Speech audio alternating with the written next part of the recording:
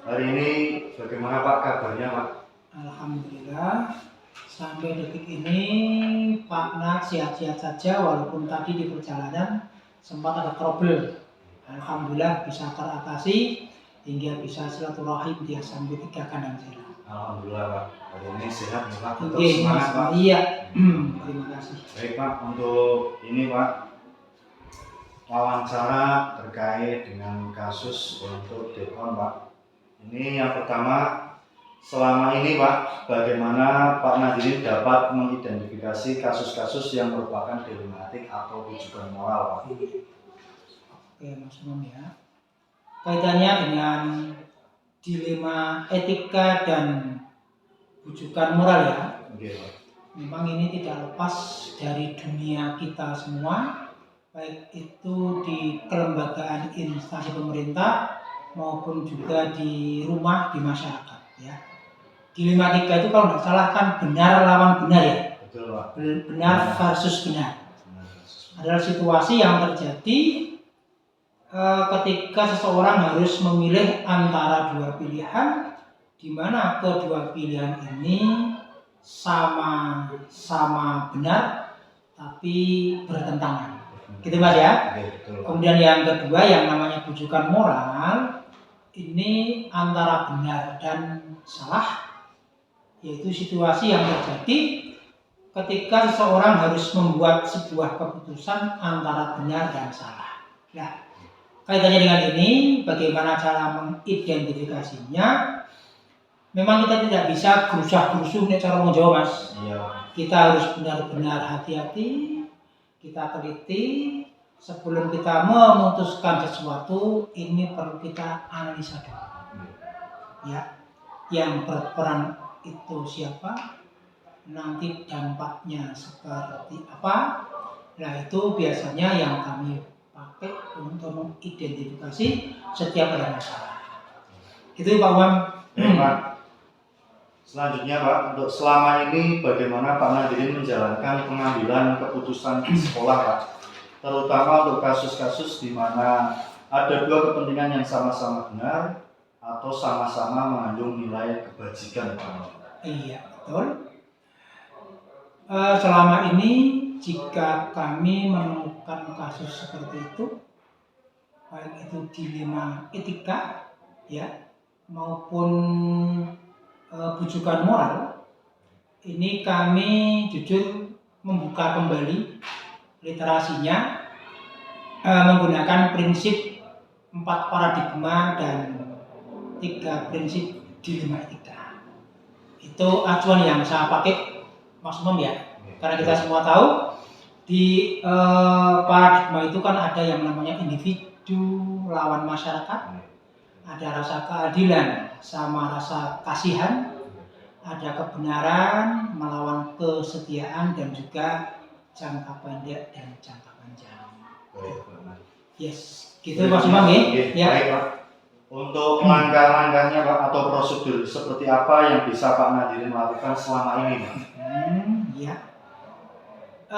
Biasanya kita akan lihat dulu ya paradigma dilema etika ini dengan menggunakan tadi ya 4 paradigma itu. Tentunya kalau toh itu kok paradigma yang tadi 4 pilar tadi ya, ini biasanya terus terang Mas, kami mengedepankan yang terakhir, yang efeknya untuk jangka pendek dan jangka panjang. Karena jujur lebih-lebih ini bukan politik. Kadang-kadang banyak kasus ya, banyak problem yang kita hadapi yang mestinya itu sesuai dengan aturan, kalau sudah ditarik ke atas dunia politik tidak bisa bicara semua. Gitu Pak Umam ya. Jadi diprioritaskan yang jangka pendek. Yang paling iya, betul sekali iya. Baik Pak, untuk hal-hal apa saja yang selama ini Bapak anggap efektif Pak dalam pengambilan keputusan pada kasus-kasus dilema etika? Dalam kasus dilema etika ini yang paling ya di antara beberapa tadi ya, beberapa prinsip, beberapa langkah, ini jujur saya memang menggunakan dampak yang terakhir tadi. Jangka pendeknya seperti apa, jangka panjangnya seperti apa, lebih-lebih kalau itu berkaitan dengan murid. Karena kami punya kasus, nanti akan kami sampaikan seperti apa. Baik Pak, untuk hal-hal apa saja yang selama ini merupakan tantangan dalam pengambilan keputusan pada kasus-kasus dilematik? Biasanya tantangan yang sering kita hadapi ini, kita sering berhadapan dengan kondisi memang individu melawan masyarakat. Jadi sebagai contoh misalkan ada siswa kita yang berkelahi, itu kan problem individu kadang-kadang ya. Iya. Tapi kita perlu melihat dampaknya ke masyarakat. Jangan sampai nanti penyelesaiannya ini malah melebar luas dampaknya terhadap masyarakat. Nah, sehingga di sini tantangan hal-hal seperti ini adalah tantangan bagi kami. Jangan sampai permasalahan yang harusnya itu simpel, ya penyelesaiannya jadi malah melebar. Gitu. Seperti itu Pak Umar. Ya, baik Pak. Untuk itu Pak, apakah Bapak memiliki sebuah tatkala Pak atau jadwal tertentu dalam sebuah penyelesaian kasus dilema etika Pak? Apakah Bapak langsung menyelesaikan di tempat atau memiliki sebuah jadwal untuk menyelesaikan? Bentuk atau prosedur seperti apa Pak yang bisa dijalankan? Iya Pak Umar. Yang namanya kasus kadang-kadang datangnya tidak hanya satu, tapi kadang-kadang bareng-bareng, ya, bersamaan. Manakala ada kasus yang datangnya itu kok sendiri, biasanya langsung kami eksekusi. Tapi tentunya kami akan berkoordinasi dengan pihak terkait. Sebagai contoh, kami melibatkan guru bimbingan konseling, kemudian wali kelasnya, terus orang tua. Namun apabila kasus itu kok datangnya bersamaan, kasus A, B, C gitu ya, ini kami inventarisir. Kami buat skala prioritas. Mana yang harus kita dahulukan dan mana yang kita nomor 2-kan. Ini langkah kami, tapi jadwalnya tidak ada. Cuma lihat situasi dan kondisinya. Iya. Baik Pak. Adakah seseorang atau faktor-faktor apa yang selama ini mempermudah atau membantu Bapak dalam mengambil keputusan dalam kasus-kasus dilema etik Pak? Kaitannya mempermudah. Ini memang kami di dalam dunia pendidikan kan punya atasan, ya. Ini sehingga andai kata kami menemukan hal-hal yang kami anggap rumit, kami langsung koordinasi dengan dinas pendidikan. Pasti ya, minta petunjuk, saran dan sebagainya. Kemudian selain kita ke atas, kita melebar sama komite, ya, karena komite adalah sebagai wakil dari masyarakat yang mana pemberdayaan dari komite ini ya sangat membantu sekali kaitannya dengan kebijakan sekolah. Kemudian ke bawah kami koordinasi dengan wali kelas, guru dan sebagainya. Itulah yang bisa membantu kami, mempermudah kami dalam menghadapi berbagai macam problem. Baik Pak. Ya. Baik Pak Nadirin, yang terakhir Pak, dari semua hal yang telah disampaikan Bapak, pembelajaran apa yang dapat Pak Nadirin petik dari pengalaman Bapak mengambil keputusan dilema etika? Iya, terima kasih Pak Imam. Kaitannya dengan dilema etika ini memang hikmah yang kami peroleh bahwa setiap kita mendapat sebuah ujian, cobaan, masalah, kita analisa dulu. Jangan kita hantam promo, ya. Kita analisa dulu bagaimana dampaknya, efeknya, apa manfaatnya, segi positifnya apa, negatifnya apa dan sebagainya. Jadi intinya dengan adanya problem, kasus, baik itu dilema etika maupun rujukan moral, kami sangat hati-hati sekali. Ini yang menjadikan dasar pijakan kami dalam menyelesaikan kasus yang berhubungan dengan dilema etika dan rujukan moral. Baik Pak, terima kasih Pak. Saya bisa menyimpulkan tadi saya garis bawahi intinya harus hati-hati ya Pak dalam pengambilan keputusan. Betul sekali Mas Umam. Ya. Terima kasih Pak, mudah-mudahan wawancara hari ini bisa bermanfaat Pak. Amin, amin, Pak Umar ya. Terima kasih atas waktunya Pak Andri. Iya, terima kasih Assalamualaikum sama-sama. warahmatullahi wabarakatuh. Waalaikumsalam warahmatullahi wabarakatuh. Terima kasih Pak Iya. Andri.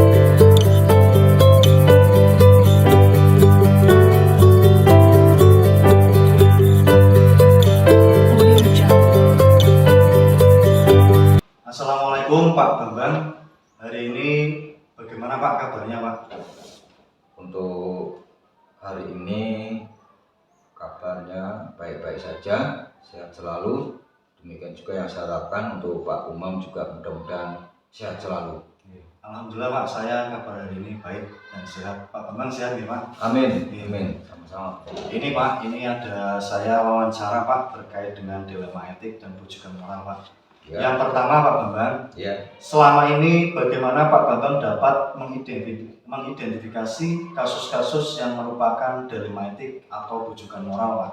Gimana? Ulangi. Oke. Yang pertama Pak, selama ini bagaimana Pak Bambang dapat mengidentifikasi kasus-kasus yang merupakan dilema etik atau rujukan moral Pak? Berarti itu harus sesuai dengan 3 prinsip. Sesuai dengan 3 prinsip dilema etika dan 4 paradigma dilema etika.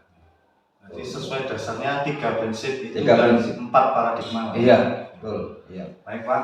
Selanjutnya selama ini bagaimana Pak Bambang menjalankan pengambilan keputusan di sekolahan Bapak, terutama untuk kasus-kasus di mana ada 2 kepentingan yang sama-sama benar atau sama-sama mengandung nilai kebajikan Pak?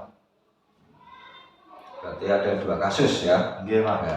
Kalau seperti itu kita harus hati-hati dalam mengambil keputusan dan hendaknya juga dimusyawarahkan dan diskala prioritaskan mana yang lebih penting atau lebih diutamakan. Itu. Skala prioritas nih Pak. Skala prioritas ya berdasarkan Misalnya kepentingan. ada beberapa kasus yang diutamakan, yang nomor 1 adalah kasus yang Lebih penting, lebih ya yang penting menurut skala prioritas nanti dipilah-pilah, nanti kita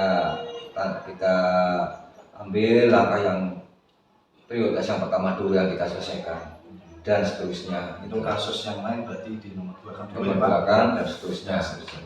Baik Pak, untuk langkah-langkah atau prosedur seperti apa yang bisa Pak Bambang lakukan selama ini Pak? Langkah-langkah, Iya Pak. itu langkah-langkahnya harus sesuai dengan 3 prinsip. Langkah-langkahnya harus sesuai dengan 3 prinsip. 3 prinsip dilema etika dan 4 paradigma dilema etika serta 9 langkah dalam pengambilan keputusan. Baik. Itu. Baik Pak, untuk selanjutnya hal-hal apa saja yang selama ini Pak Bambang anggap efektif dalam pengambilan keputusan pada kasus-kasus dilema etika Pak? Saya kira yang langkah-langkah yang lebih efektif ya kita mengutamakan masalah-masalah atau kasus yang sudah diprioritaskan. Itu berarti kita memusyawarahkan masalah-masalah atau kasus-kasus yang sudah diprioritaskan. Untuk kasusnya bisa dicontohkan Pak, misalnya kalau di sekolahan Pak Bambang, untuk kasus faktanya Pak. Kasusnya kasus ketertiban. Kasus ketertiban itu harus teliti dan bijaksana dalam mengambil keputusan. Berarti kedisiplinan murid ya Pak? Kedisiplinan muridnya. Baik, Pak. Selanjutnya Pak, hal-hal apa saja yang selama ini merupakan tantangan dalam pengambilan keputusan pada kasus-kasus dilema etika Pak? Apakah ada tantangannya Pak? Tantangannya itu ya untuk itu tantangannya Pak. Nanti dulu dikat di sini Pak. Nanti dulu Pak. Baik Pak, nanti dulu. Saya ingin berjalan Pak. Ini Pak, Nomor pertanyaan sih. ini nomor 5 jawabannya ini Pak. Ini. Ulangan Oke. tiket. Baik Pak, untuk hal-hal apa saja yang selama ini merupakan tantangan dalam pengambilan keputusan pada kasus-kasus dilema etika? Kalau tantangannya ya kita harus teliti dan bijaksana dalam mengambil keputusan. Jadi harus teliti nih Pak. Kita Dan harus bijaksana ya, Pak. teliti dalam hal ini, jangan sampai kita menyelesaikan masalah tetapi menimbulkan masalah. Oke. Kita harus teliti dan bijaksana. Karena apa? Karena sebuah kebijaksanaan itu juga bisa saja dianggap tidak bijaksana kalau kita tidak teliti. Betul Pak. Baik Pak. Apakah Pak Bambang memiliki sebuah tatkala atau jadwal tertentu dalam sebuah penyelesaian kasus dilema etika? Apakah Pak Bambang langsung menyelesaikan di tempat atau memiliki sebuah jadwal untuk menyelesaikannya? Bentuk atau prosedur seperti apa yang Pak Bambang jalankan Pak? Untuk itu, karena sebuah kasus itu terjadinya ya kita juga tidak tahu pada kapan-kapannya, maka rata-rata itu tidak saya jadwal, tetapi kita selesaikan di tempat. Karena timbulnya kasus tidak melihat kapan akan terjadi, jadi saya tidak bisa membuat jadwalnya. Tetapi kalau ada kasus ya kita selesaikan secepat mungkin tanpa saya jadwal memang. Berarti tidak dijadwal, tidak saya jadwal, diselesaikan di tempat. tapi diselesaikan di tempat. Baik Pak. Adakah seseorang atau faktor-faktor apa yang selama ini mempermudah atau membantu Pak Bambang dalam pengambilan keputusan dalam kasus-kasus dilema etika Pak? Dalam hal ini memang ada yang membantu, yaitu wakil kepala saya dan guru BK bimbingan konseling. Karena itu bukan semata-mata membantu, tapi saya ajak sharing, kolaborasikan. Jadi saya sampaikan pada beliaunya, biar sama-sama kita penyelesaiannya biar sama-sama yang betul-betul mengena. Seperti itu. Karena tadi kasusnya terkait murid nih Pak. Iya. Jadi guru konseling harus diikut Kita sertakan BK bimbingan konseling. Ya. Baik Pak. Dari semua hal yang telah saya sampaikan Pak, pembelajaran apa yang dapat Pak Bambang petik dari pengalaman Bapak dalam mengambil keputusan dilema etika Pak? Pengalaman yang saya dapatkan bahwa pengambilan keputusan harus dimusyawarahkan.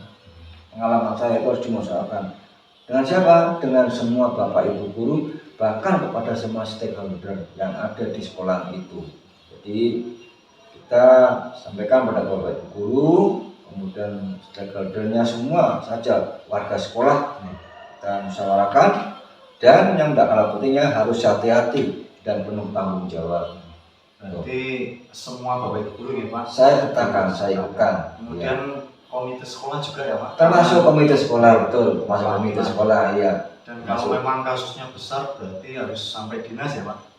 Kalau alhamdulillah sampai sekarang tidak ada. Tapi dilibatkan tidak Pak misalnya dinas Pak? Kalau memang perlu ke sana ya sampai ke sana. Baik Pak, berarti semuanya harus ikut serta stakeholder tersebut ya Pak? Iya, betul. Baik Pak Bambang, terima kasih sudah cukup Pak wawancara hari ini. Semoga bisa bermanfaat untuk saya Pak, untuk kedepannya Pak. Terima kasih Pak Bambang. Iya. Wassalamualaikum warahmatullahi wabarakatuh. Sama-sama Pak Umam. Semoga bermanfaat untuk Pak Umam sebagai guru CGP. Terima kasih sekali, termasuk bagian daripada kegiatannya Pak Umam. Saya akhiri. Assalamualaikum warahmatullahi wabarakatuh. Waalaikumsalam. Terima kasih Pak Bambang. Matur suwun Pak.